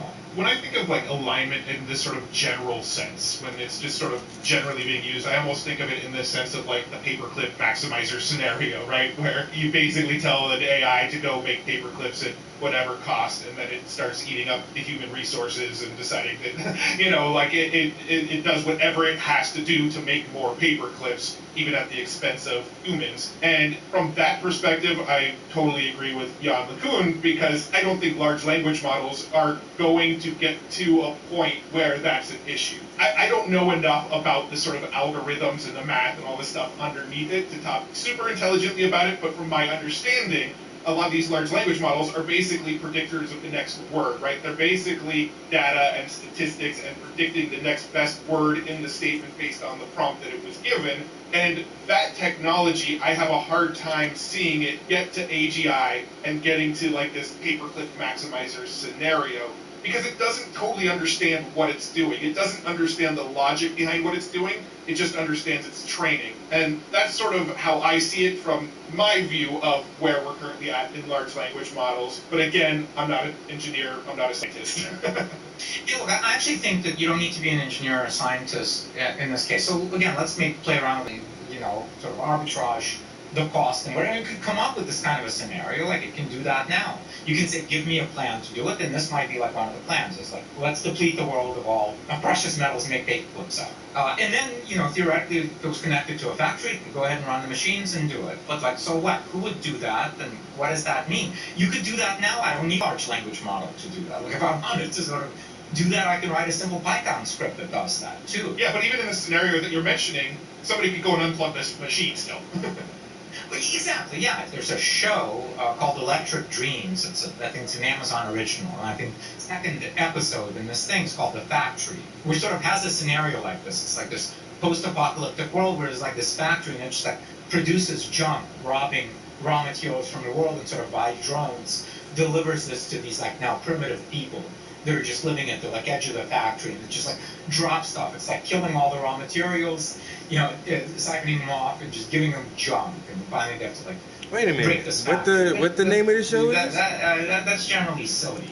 That's a scenario like this. It's like this post-apocalyptic world where there's like this factory and it just like produces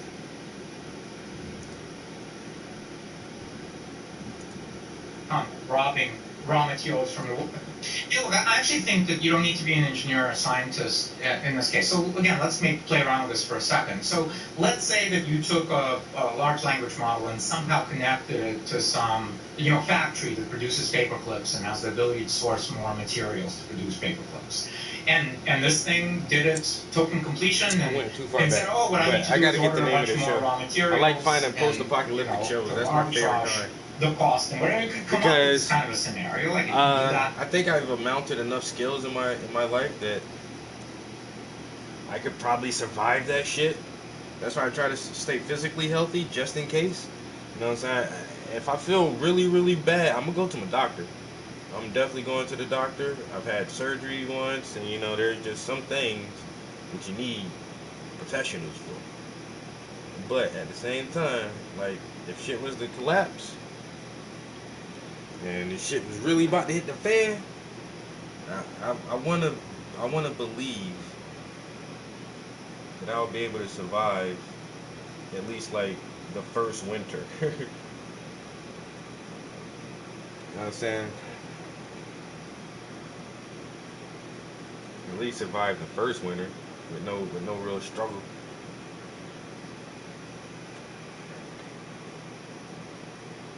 I would like to think that. Cause I don't know.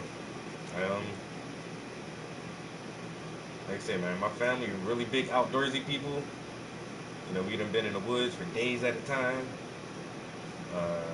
fishing with what we just find, shooting and hunting, and goddamn building shit.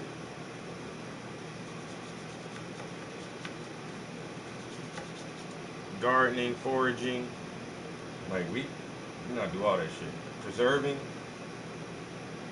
I just want to get better with foraging. I keep telling myself I'm gonna buy this one book about edible plants of North America. So, like, if times got real bad, you can just kind of like walk through the woods and just find a salad.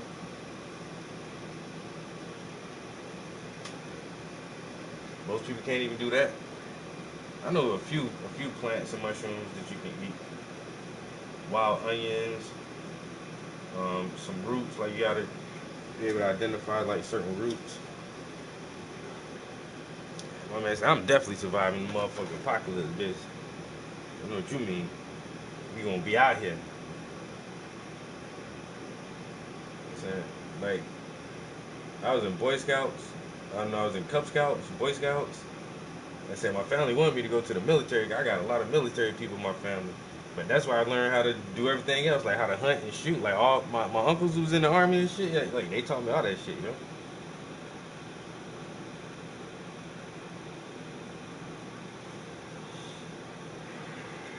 Shit, I done got down, kill goats, ducks, chickens. I know how to set fucking traps. Like I say, I shot a deer once, but I ain't helped dress it. You know what I'm saying? I ain't never really dressed a whole animal, other than like ducks and chickens. That's easy though. But if I had to, I feel like I can butcher a big animal. I've seen it done a couple times.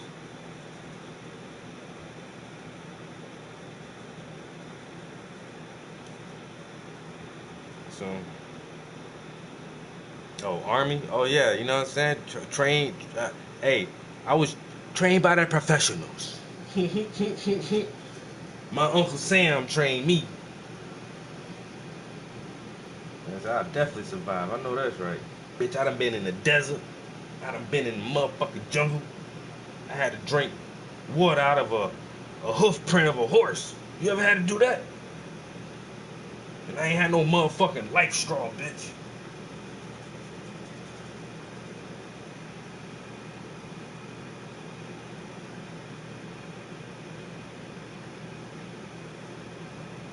Nah, Army dudes some tough motherfuckers, man. I'm telling you now, Army motherfuckers some tough motherfuckers, bro.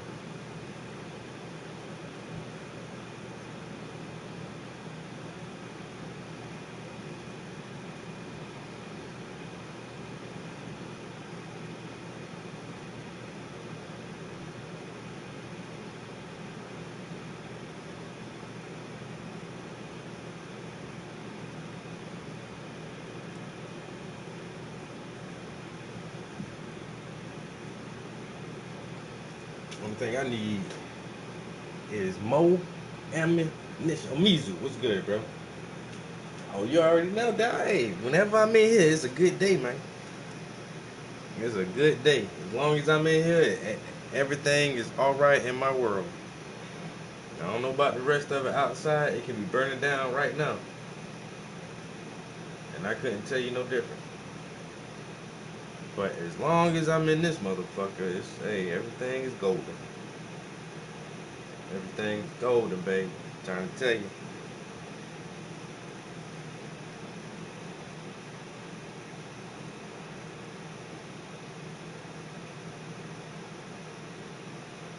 I feel like I done reached my goal for the day. Like I said, I really just wanted to get his shirt started. If I got to this point where I'm getting paint on his shirt, I'm at a good stopping point.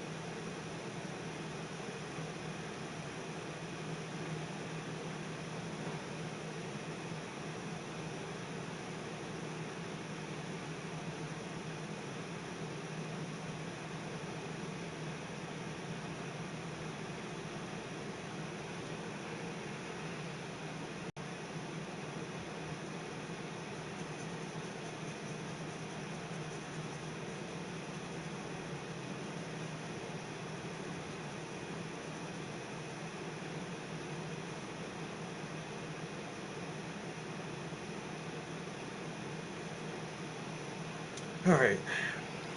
It's about that time. Yo, what's good? What time? About what time you gonna get in, bro?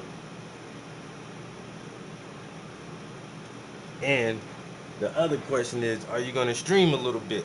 You know what I'm saying? I'm trying to learn some tips and tricks. You know what I'm saying? Trying to learn some tips and tricks. Now, let me see. Put the camera close. Oh, okay, that's how he did that. All right. Tips and tricks. You ain't even gotta say nothing. I just need to watch. You know what I'm saying? Like my uncle used to tell me, look, listen, and learn, little nigga. You ask too many questions. If you shut up and pay attention, you might learn something. I used to hate that shit, bro.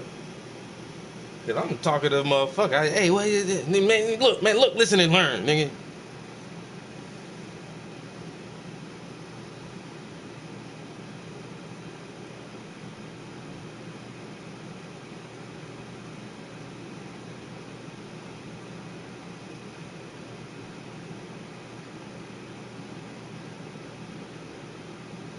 Ain't nothing big, you know, little dry brush paint, ain't nothing too serious. Just I feel you out.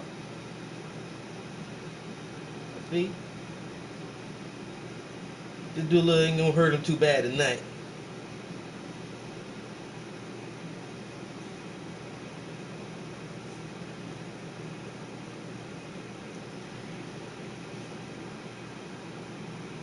I'm about to go ahead and try to goddamn find a good stopping point right here now, man. Starting to get the little munchies. You know what I'm saying? Am I at 2 hours? Damn, an hour and 47 minutes. Come on, 2 hours.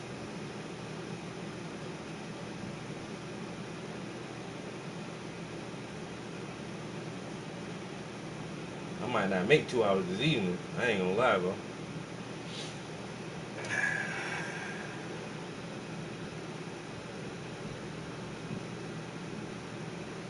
The long neck tribe. Okay. Motherfucker put them rings. Wear them rings, man. They say that's a sign of beauty. I want to look like a giraffe, bitch. You ain't never seen the neck this long and strong, bitch.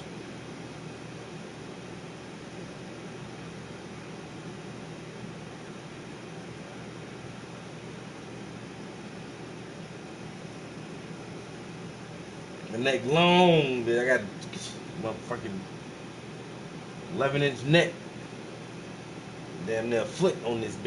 You know what I'm saying? You ain't got no foot long neck, bitch.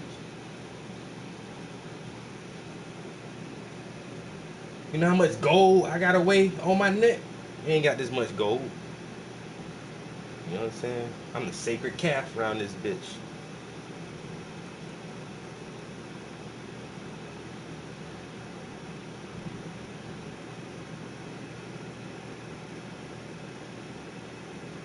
I love how some cultures have like different beauty standards. Like in some tribes you gotta be fat before you get married, bitch. Why you so skinny? Your family ain't got no food.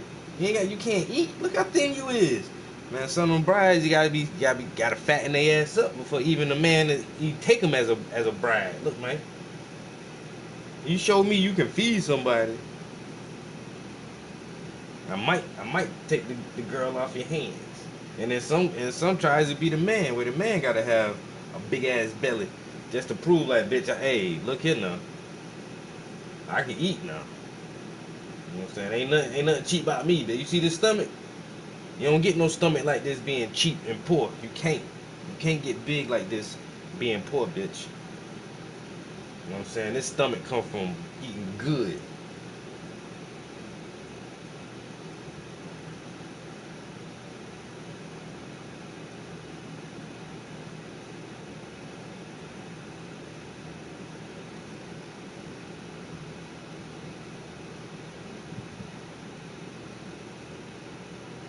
Exactly.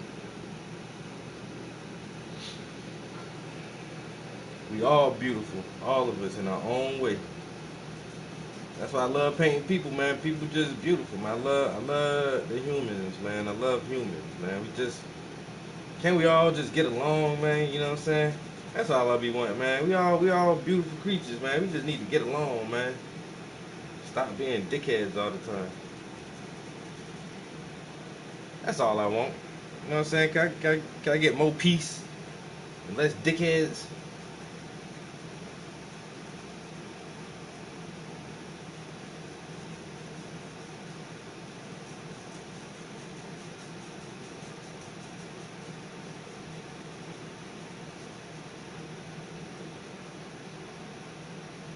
I might have to write that into a song, man. More peace and less dickheads. And more peace for my dickheads.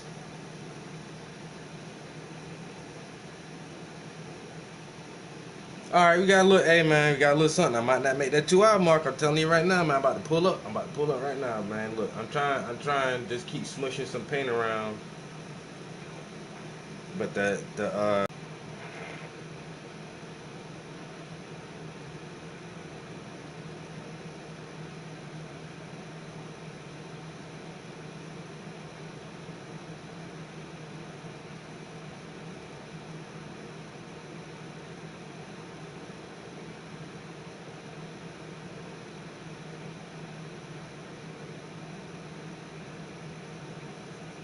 hey man, it's just the underpainting, man. This shit ain't gonna be perfect, though. I was just trying to put some paint on here. This shit ain't about to be perfect. Not today. Not today. We just doing a roadmap. This is actually preparing the painting to be painted. I gotta get ready before I start painting.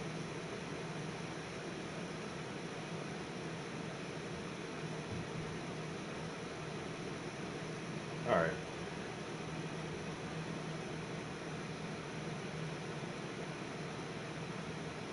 Gonna do that. Gonna do this right here. A little more. And we're gonna brighten it back up. A little teeny schmidget. Taking that grayscale, bro. Hey, watch me work, dog. I'm there. You think I ain't tuning in tonight? You crazy. Think I ain't gonna try to pick up some tips and tricks, bitch. Shit. I paint gray today. He thought I'd been playing. He thought I was joking.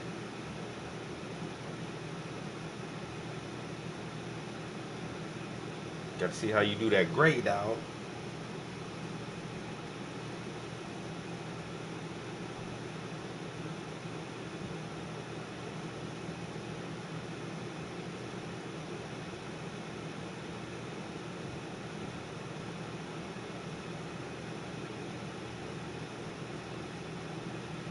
All right, that's it. That's about as good as I can give it for the time being. I'll try it again tomorrow. Try to get some whatever paint off of this brush. We'll give it another good shot tomorrow. A good college try. You know what I'm saying? I got like I said, I got what I wanted to get done. I'm gonna have to change my thinner out too. My thinner getting kind of thin, if you know what I mean. You know what I'm saying? Thinner getting thin and thinner. That ain't how it's supposed to be. Oh, let's check them out one time. Gotta meet the Candace, man. Candace, what's good? How you doing? We got our little reference. So today we worked from this shoulder strap that she has, and then this side of her shirt, this deep shadow. Her skin tone is very bright. It has She has a very fair skin tone. And believe it or not, her skin is making her shirt red right here. Reddish purple.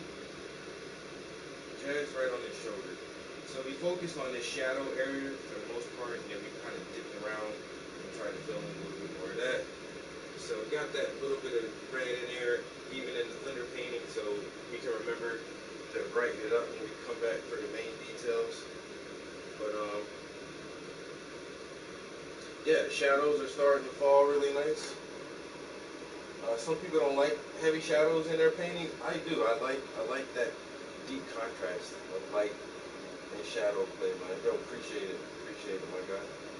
Right, you know.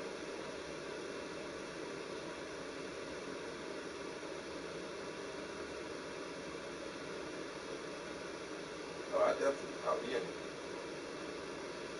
Yo, the shadows be the best, bro. The deep, heavy shadows, almost just straight black. I be loving that. So, tomorrow, I feel like I can probably finish that tomorrow evening. And then like I said, we'll set this to the side, and I really need to put one more piece on canvas. So we'll have this with an underpainting.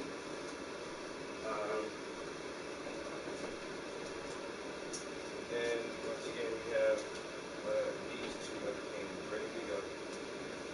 So I have 4 paintings that I can be working on for the next couple of months. So if we can do that, be on the ball. On the ball. Let me move some of this shit around so we can kind of wrap it up. Almost 2 hours. You know, we with me cleaning my brushes and stuff, it'll be 2 hours in the studio. You know what I'm saying? Ain't nobody on the YouTube right now, but I like using the YouTube too because it does keep a counter on there. Just so because sometimes I'll be in here way too long, knowing I got other shit to do and gotta get ready for work, and then wind up being up here for 4 hours, not realizing it's been 4 hours. Or I'll be up here for 40 minutes and be like, I gotta get out of here. And I look at the timer, it's like, motherfucker, you ain't hardly did shit. Work for another 30 minutes. I was gonna change out my thinner. Because that's really dirty. Get some of this. I'm gonna have to order some more of this soon.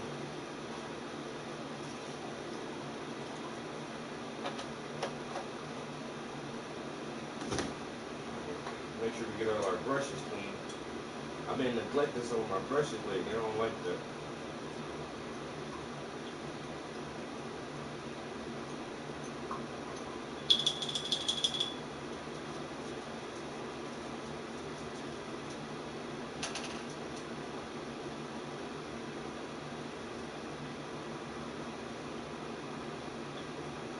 And this will be the last part right here.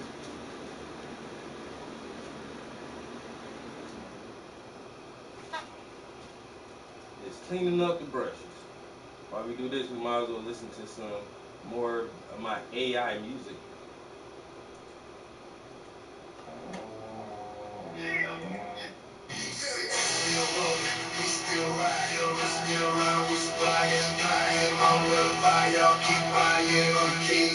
Y'all just lying. Yeah, sipping on the gin and juice. Now I'm getting loose. A blood of that purple haze. Now I got a boost. Talking all the bullshit like you the truth. Now I gotta shoot a root pool in his tooth. It's back to the booth, back to the beats, back to the trap house, back to the streets. Back cooking hard, right back serving fiends. I'll shoot you in the ass, turn your back on me. I give a chicken tandoori and a bag of weed. Do the sex all night like I'm trying to make a scene. I'm getting ratchet, calls to the scene. You call the police and call it my G's. My world's so big that it's called a machine. And I'm half-baked still, call it for weed. South Carolina gon' blow a due time. Couple thousand in my pocket and $1 million on my mind. Yeah, we still rolling, we still flying. We still flying. All the fire, y'all keep flying. I'm the king of the jungle, y'all just lying. Yeah, so I'm block still on the South crack. Never catch me slipping, I'm slipping with my gat. I'm up in the VIP, sticking in the back. I'm smoking with the owner, you sticking in the sack. I'm creeping in the sack with a chick so bad. Her brain real good and her ass real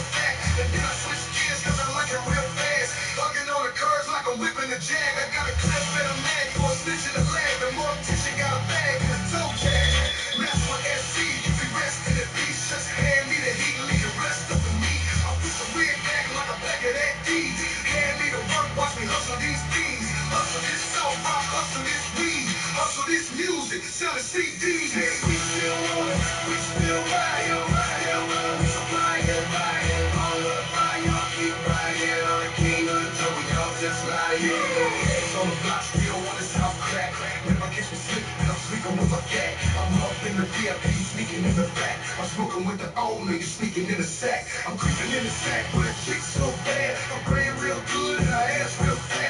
And then I switch gears cause I like it real fast. Hugging on the curves like I'm whipping the jag. I got a clip and a mag for a stitch in the thing. I'm more teaching got a bag and a toe tag.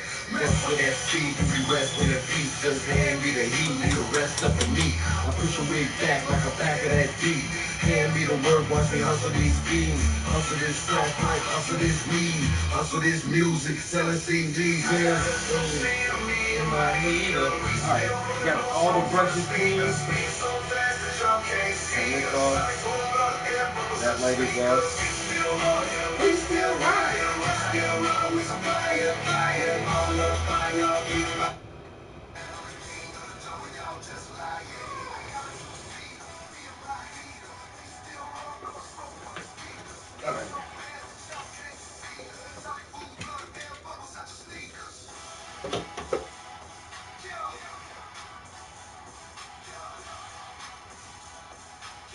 Yo, if you ever try to rap a rhyme or if you got any bars,